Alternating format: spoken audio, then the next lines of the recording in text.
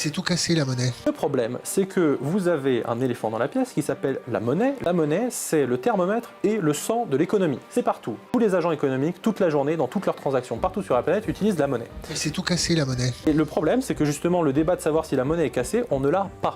Mais le fait que dans l'ADN du système monétaire, il meurt s'il n'y a pas de croissance, que le système inflationniste, quand il fonctionne, atteint 2% d'inflation, et quand il ne fonctionne pas, c'était encore 10,7 en zone euro il y a encore un an ou deux.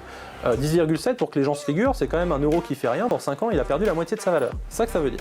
Donc tous les 5 ans, tous les 10 ans, vous perdez la moitié de votre patrimoine.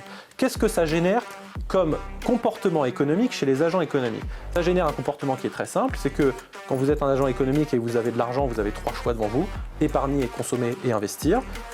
Et le sujet d'éléphant dans la pièce, c'est de dire que aucun agent économique dans le système monétaire actuel ne peut respecter les accords de Paris. Donc vous pouvez faire autant de COP que vous voulez, ça ne sert à rien. Tant qu'il y a un éléphant qui s'appelle la monnaie fiat, l'ensemble des comportements des agents économiques de cette planète ne peuvent pas aller vers l'épargne, c'est-à-dire la sobriété et le temps long.